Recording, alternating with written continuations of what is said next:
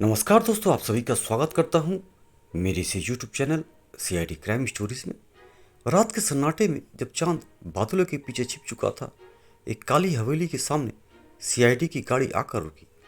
यह वही हवेली थी जिसके बारे में पिछले कुछ दिनों से मुंबई शहर में अजीबोगरीब कहानियां फैल रही थी। रहस्यमय आवाजें, गायब होते लोग और एक अनसुलझा डर। एसीपी प्रद्युम्न अपनी टीम के साथ गाड़ी से उतरे। उनके चेहरे पर गंभीरता थी, लेकिन आंखों में एक दृढ़ संकल्प। सर, यह जगह तो डरावनी लग रही है, इंस्पेक्टर अभिजीत ने फुसफुसाते हुए कहा, अपनी टॉर्च हवेली के मुख्य दरवाजे की ओर करते हुए। डरावनी हो या न हो, हमें अपना काम करना होगा अभिजीत।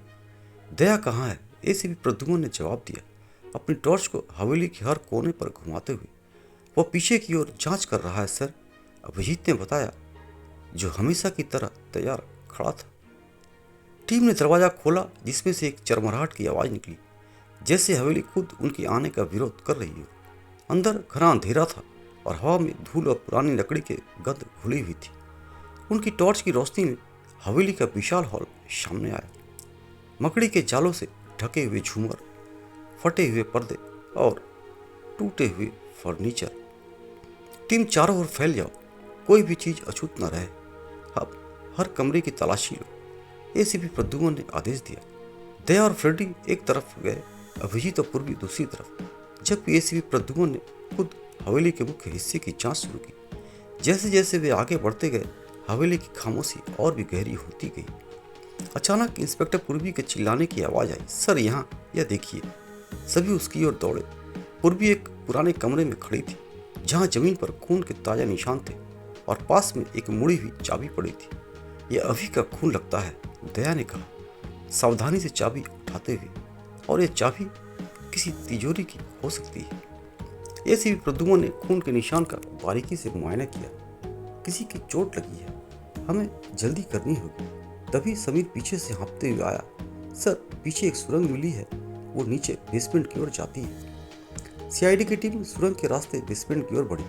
रास्ता तंग और घुमावदार था और हवा में नमी और शीलन की गंध थी। बेसमेंट में पहुंचते ही उनकी टॉर्च की रोशनी एक अजीबोगरीब प्रयोगशाला पर पड़ी। तरह तरह की रसायनों की बोतलें, अजीब उपकरण और एक बड़ा सा मैप, जिसमें हवेली के गुप्त रास्ते दिखाए गए थे। मैप पर एक जगह लाल स्याही से निशान लगाया गया था, हवेली के नीचे एक गुप्त चेंबर। टीम उस दिशा में आगे बढ़ी। चेंबर का दरवाजा एक भारी धातु का था, जिस पर एक जटिल ताला लगा था। दया ने अपने ताले खोलने की विशेषज्ञता का इस्तेमाल किया और कुछ ही मिनटों में ताला खुल गया। अंदर का नजारा चौंकाने वाला था। एक आदमी बंधा हुआ था, जो जाहिर तौर पर पिछले कुछ दिनों से गायब था। उसके पास ही कुछ कागजात और एक लैपटॉप पड़ा था।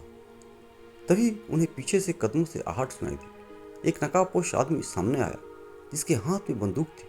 तुम लोग यहाँ क्या कर रहे हो? यह मेरी जगह है, नकाबपोश आदमी बुर्राया। तुम जो भी हो, तुम्हारा खेल अब खत्म हो चुका है, एसीपी प्रद्युम्न ने शांति से कहा। सीआईडी ने तुम्हें चारों तरफ से घेर लिया है। नकाबपोश आदमी ने भागने की कोशिश की, लेकिन दया ने उसे धर दबोचा।